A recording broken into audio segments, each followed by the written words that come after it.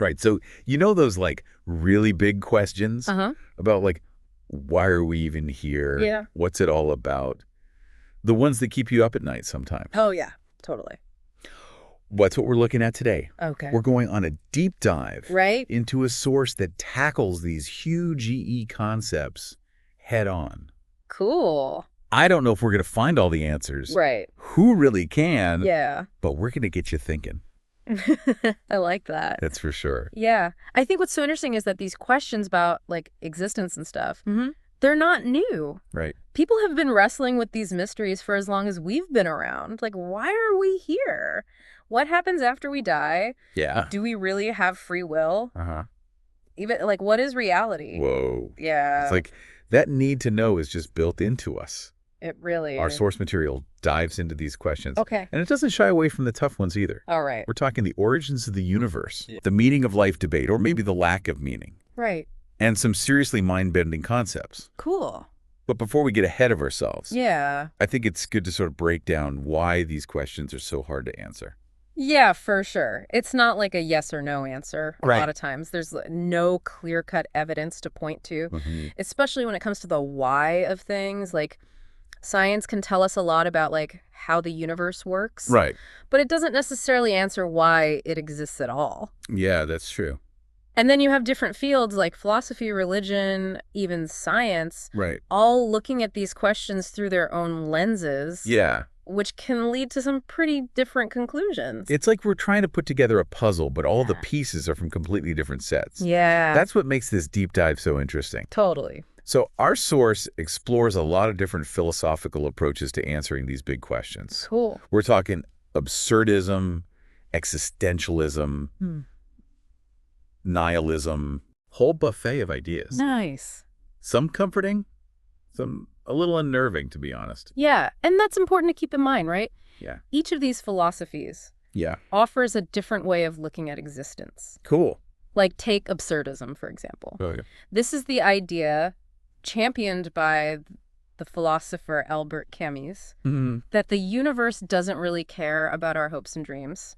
Oh. It's indifferent. So that sounds kind of bleak. Yeah, it might sound bleak, Yeah. but Camus didn't see it that way. Okay. He thought we could find a sort of freedom in that idea. Okay. A freedom to find joy in the struggle, even if there's no big cosmic plan. So like even if it doesn't matter, Yeah, exactly. we can still find joy in it. Yeah, think about it like training for a marathon. Okay. It's hard work. You might hit roadblocks. Yeah. But the process of pushing yourself, getting stronger, and accomplishing something difficult, that can be fulfilling in itself, Right. even if the race doesn't go exactly as planned. That's a really good analogy. Thanks. I have to admit, though, I struggle with the idea of a universe that's just indifferent to us. Yeah. But I can also see how embracing that idea Yeah, could also be liberating. for sure. It's like saying, okay, universe, you do your thing, I'll do mine. Exactly. But then what about existentialism? Oh, yeah. Our source talks about that too. Absolutely. Existentialism takes a different tack. Okay. It emphasizes our freedom and the responsibility that comes with it. So like we have to be responsible for ourselves. Yeah. Jean-Paul Sartre, a key figure in this school of thought, Okay. said we're condemned to be free. Condemned to be free. That sounds pretty intense. Yeah. But what does that even mean? Basically what he meant was that we have the power to create our own meaning, our own values, even in a world that might seem meaningless on its own. Wow. It's a lot of pressure, Yeah. but it's also incredibly empowering. Yeah. You're not bound by some predetermined path. You get to choose your own adventure. Whoa. That is empowering. Yeah. It's like we're all artists with a blank canvas, and we get to decide what masterpiece we want to create with our lives. I like that. So absurdism says the universe is indifferent. Yeah. Existentialism says we have the power to create our own meaning. Right. What about nihilism? Oh, yeah. That one seems a little intense. Nihilism can definitely be a bit unsettling. Yeah. It's the idea that life doesn't inherently have any meaning, Oh, wow. and that a lot of what we consider important, like good and evil, Yeah. purpose in life, Right. those might just be ideas we created, not universal truths. So they might not actually be real. Exactly. Like, imagine someone saying, hey, maybe gravity isn't a real law. When? It's just something humans made up. Yeah. It would shake things up a bit. Yeah, that's a good way to put it. It really makes you think. So nihilism is like questioning the very foundations of how we understand the world. Yeah. I can see how some people might find that freeing, but others might find it terrifying. Yeah, it's like a philosophical earthquake. You Right. shake things up. Right. Leave you questioning everything. So we've talked about absurdism, Yeah. existentialism, nihilism, Right. all kind of trying to grapple with these big questions. Yeah. But our source also mentions theistic approaches, right? Yes. The idea that maybe a higher power or a divine plan is what gives our lives meaning. Right. That's a very different perspective. Yeah. Instead of focusing on the absence of inherent meaning, Mm-hmm. theistic approaches say there's a bigger picture, Yeah. a divine being, a cosmic order, something that provides meaning and purpose. Like we're all part of something bigger. Exactly. It's like knowing you're part of a grand symphony, even if you only play one small instrument.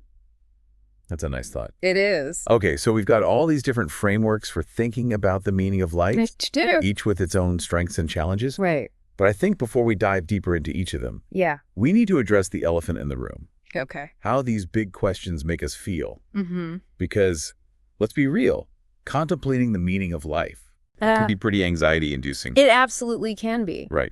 Our source talks about this idea of existential anxiety, Okay. that feeling of unease, of wondering what's the point, Yeah. that can creep in when we grapple with these questions. Mm-hmm. But it's important to remember that this anxiety Yeah? is a normal human experience. Oh, okay. It doesn't mean you're doing something wrong. It Right. just means you're engaging with some of life's biggest mysteries. So it's okay to feel a little lost or confused sometimes. Exactly. It's actually a sign that we're thinking deeply about things. It is. And that anxiety can actually be a catalyst for growth. Really? It can push us to examine our values, to seek out connections, Mhm. to create meaning in our lives. It's like you taking this deep dive right now. You're Yeah. embracing that curiosity, that desire to understand, Right. even if the answers aren't always clear-cut. I like that. Turning that anxiety into a motivator. Exactly. So we've talked about the why. Yeah. Why these questions matter. Why they're hard to answer. Right. But what about the how? The how. How do we actually navigate all this? Okay. Make sense of it in a practical way. Well, our source offers some really helpful advice. Cool. One of the key takeaways is to embrace the uncertainty. It's okay not to have all the answers. Right. In fact, the journey of asking questions, exploring different ideas, Mhm. that can be where the real meaning lies. Interesting. It's like going on a hike through a beautiful forest. You might not know exactly where you'll end up, Right. but you're enjoying the scenery, the fresh air, the experience itself. That's a great analogy. Thanks. And it's so true. If we get too caught up in finding the right answer, Yeah, we might miss out on the beauty of the journey. exactly. So embracing uncertainty, Yeah. that's one piece of advice. It is. What else does our source suggest? Well, like finding those moments of wonder and joy, even when things feel uncertain. Okay.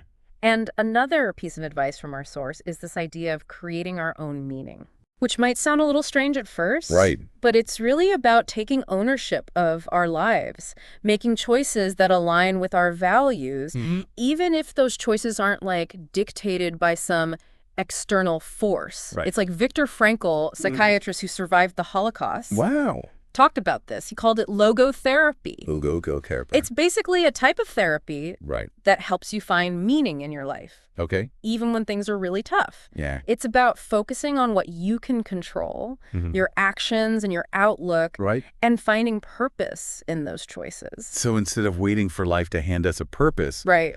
we can create our own. Exactly. I like that. It's kind of like being the author of your own story. Yeah. You might have some plot points thrown your way that you can't control, Right. but you get to decide how your character responds, Yeah. what they learn, and ultimately what kind of story they create. It's a great way to put it. You're not just passively reading the story. You're actively writing it. And speaking of stories, Okay. one of the most powerful examples of creating meaning in the face of absurdity Oh, comes from the myth of Sisyphus. Sisyphus. Chemist, the absurdist philosopher we talked about earlier, Yeah. used this myth to illustrate his point. Cool. Sisyphus was condemned to push a boulder up a hill for eternity, Oh, wow. only for it to roll back down every time he reached the top. That sounds rough. It seems like a pretty pointless, even cruel punishment, right? Yeah, talk about a bad workday. Right. It seems like the ultimate definition of futility. Exactly. But Camus saw something different in that story. Oh, really? He did. He argued that we can imagine Sisyphus happy. Happy. Happy because he chooses to find meaning in the struggle itself, Okay. in the act of rebellion against his fate. Interesting. It's not about achieving some grand goal. Right. It's about the effort, the perseverance, the sheer act of defiance in the face of a seemingly meaningless task. So the meaning is in the doing. Exactly. Think about it this way. Have you ever gotten totally absorbed in a project? Oh, yeah. Even if it was something small, Uh-huh. maybe fixing something broken around the house, Well- or learning a new skill. Oh, yeah, totally. Yeah. Sometimes I get so focused on a task, I lose track of time. Right. It's like I get in this flow state Yeah. where the process itself is what's rewarding, not just the end result. Exactly. That's the kind of joy Chemist was talking about. Finding satisfaction in the effort, even if the outcome isn't guaranteed. I like that. And that brings us to another important aspect of absurdism, Okay. living in the present moment. Right. If there's no grand plan, Yeah. no ultimate destination, Right. then the journey itself becomes the point. Okay. It's about appreciating those small moments Mhm. of beauty, connection, and joy, knowing they're all temporary and precious. Okay. I'm starting to get absurdism a little more now. Right. It's not about giving up or saying nothing matters. Right. It's about finding your own sources of meaning and joy in the everyday. Even when things feel uncertain, it's almost like a radical acceptance of the present moment. That's a great way to put it. And while absurdism acknowledges the lack of inherent meaning in the universe, Yeah. it doesn't throw values and morals out the window. Okay. Camus, for example, was very passionate about social justice. Oh, wow. He believed that even in an absurd world, Yeah. we have a responsibility to fight for what we believe in Mhm. to try to make the world a better place. So it's not just about indulging in fleeting pleasures. Right. It's about finding a deeper purpose in making a positive impact. Exactly. It's about finding meaning in those acts of kindness, courage, and compassion, even if those acts don't change the grand scheme of things. Okay, I see that. Okay, we've spent some time with absurdism. Yeah, Let's shift gears a bit. right. Explore existentialism a little further. All right. As we mentioned earlier, it's all about acknowledging our freedom to create our own meaning Right. and taking responsibility for those choices. Yeah. Sartre, that existentialist philosopher we mentioned. Believe that we define ourselves through our actions. Okay. We're not born with a predetermined essence or purpose. Mm-hmm. We create it as we go along. So it's like saying, okay, the universe didn't give me an instruction manual, Right. so I'm going to write my own. Exactly. It's both exciting and a little daunting. Yes. Like, where do I even start? That's the question, isn't it? Yeah. And existentialists emphasize that this freedom to choose could be a source of anxiety. Oh, really? It's the weight of knowing that your choices matter, Right. that you're shaping your own life. Yeah. But they also argue that this anxiety is a necessary part of living an authentic life. Oh, interesting. It means you're truly engaging with your freedom, taking ownership of your existence. So instead of running from that feeling of uncertainty or discomfort, we should lean into it. Exactly. It's like saying, hey, I'm feeling anxious about all these choices. Yeah. But that means I'm actually I'm making decisions. I'm not just letting life happen to me. Precisely. And that authenticity Yeah. is closely tied to the concept of engagement. Engagement. Existentialists believe we find meaning through action, Oh. through actively participating in the world around us. So doing stuff. Yeah, exactly. Yeah. It could be through creative expression, building meaningful relationships, Okay. fighting for social justice, Right. or even just finding joy in the simple act of living. Yeah. It's about saying yes to life with all its complexities and uncertainties. So it's not about passively waiting for meaning to drop into our laps. Right. It's about actively creating it Exactly. through our choices Yeah. and actions.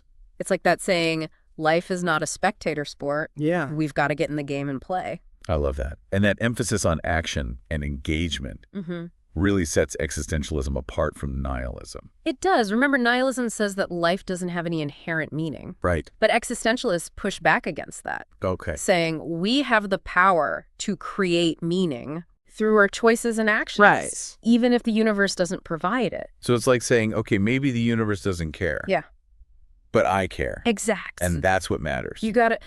Existentialism is all about taking ownership. Yeah. About saying, yes, life might be absurd, but I'm going to make it matter. Powerful stuff. It's about choosing to engage with the world, Right. to make your own mark, even if it feels small in the grand scheme of things. I love that. So we've got absurdism, Yeah. which says embrace the uncertainty and find joy in the struggle. Uh-huh. And existentialism, which says create your own meaning through action and authenticity. Right. But what about those other perspectives we touched on earlier? Yeah. Nihilism and theistic approaches. Yeah. So we've explored a lot of different ways to think about life's meaning. But I'm still curious about nihilism. I have to admit, it still makes me a little uneasy. It just seems so, dark. Like, if nothing really matters, then why bother doing anything at all? Yeah, I get that nihilism often gets a bad rap. Like, it's all doom and gloom. Right. But it's not necessarily about embracing negativity or giving up on everything. Okay. It's more about questioning the big assumptions we make about life, about where meaning comes from. It's like saying, hold on a second. Are these ideas about good and evil purpose in life? Yeah. Are those really universal truths? Or are they just stories we tell ourselves? So instead of blindly accepting what we've been told, Right. nihilism encourages us to examine those beliefs. Uh-huh. See if they hold up under scrutiny. Exactly. It's like taking a flashlight and shining it into the dusty corners of our minds, Yeah. seeing what we might find lurking there. And that can be scary. It can be a little scary. Yeah. Because it might mean letting go of some comforting beliefs. Right. But it can also be incredibly liberating because it opens up the possibility of creating your own meaning, your own values, based on what resonates with you, not on what you've been told to believe. It's like realizing that the map you've been using might be outdated. And now you have the freedom to explore uncharted territory, maybe even draw your own map. But if nihilism challenges all those traditional sources of meaning, Yeah. where do we even begin to find our own? That's where it gets really interesting. Nihilism doesn't provide a neat set of answers. Right. It's more about asking the right questions. Okay. It's about figuring out what matters to you, what give your life meaning, even if those values aren't based on some external authority or grand cosmic plan. And that journey of self-discovery can look different for everyone. For some, it might involve connecting deeply with nature or expressing themselves through art or music. Right. For others, it might be about building meaningful relationships or working to make the world a better place. So it's not about saying nothing matters. Right. It's about saying, okay, if those old stories don't work for me anymore, Yeah. what new stories do I want to create? Exactly. It's about taking ownership of our own narratives. Absolutely. It's about recognizing that we have the power to shape our own lives, even if the universe doesn't provide a script. And that brings us to a really important point about nihilism. It's not just about rejecting old ideas. Okay. It's about creating new ones. So it's not just about tearing things down. Right. It's about building something new in their place. Exactly. Like those cool urban gardens you see popping up in abandoned lots. Yeah. Taking something that seems barren and turning it into something vibrant and life-giving. I love that analogy. And it highlights that while nihilism might seem bleak on the surface, Yeah. it actually holds a lot of potential for creativity and growth. And it does. It's about embracing the freedom to define your own values, to find your own sources of meaning, even if they're unconventional. Okay, that's a much more hopeful way to look at nihilism than I expected. Yeah. So we've got absurdism, which embraces the uncertainty, existentialism, which champions our freedom to create meaning, Right. and nihilism, which encourages us to question everything and build our own values. But what about those who find meaning in a higher power or a divine plan? Right. Our source mentioned theistic approaches as well. Yes. And those offer a very different perspective. Instead of focusing on the absence of inherent meaning in the universe, Okay. theistic approaches say there's a bigger picture, something beyond our limited human understanding that gives our lives purpose. It could be belief in a personal God who has a specific plan for each of us. Right. Or it could be a more general sense of a spiritual force or cosmic order. Think of it like a tapestry. We might only see a small section of it, but there's a grand design that we're all part of. So it's like having a sense of belonging to something bigger than ourselves, a sense that our lives are part of a greater narrative. That could definitely provide a lot of comfort and meaning, especially in the face of hardship or uncertainty. Absolutely. For many people, faith provides a sense of grounding, of purpose, and of hope, especially during difficult times. It's a source of strength and guidance that helps them navigate the ups and downs of life. Okay, so we've covered a lot of ground in this deep dive. From the mind-blowing questions themselves to a whole range of philosophical and spiritual approaches, it's been quite a journey. It really has. But as we wrap up, what are some key takeaways you'd like to leave our listeners with? I think the biggest takeaway is that there's no one-size-fits-all answer to the question of life's meaning. What matters most is finding what resonates with you, what gives your life meaning and purpose, whether that's aligning with a particular philosophy, embracing a spiritual belief, or simply crafting your own unique set of values based on your experiences and what you find meaningful. It's about making this journey your own. I love that. It's about honoring our individual journeys and recognizing that the meaning we create for ourselves is ultimately what matters most. So to all our listeners out there, keep exploring, keep questioning, and keep creating your own meaning. Because in the end, that's what makes life truly extraordinary. The fact that we get to choose what it all means. Thanks for joining us on this deep dive.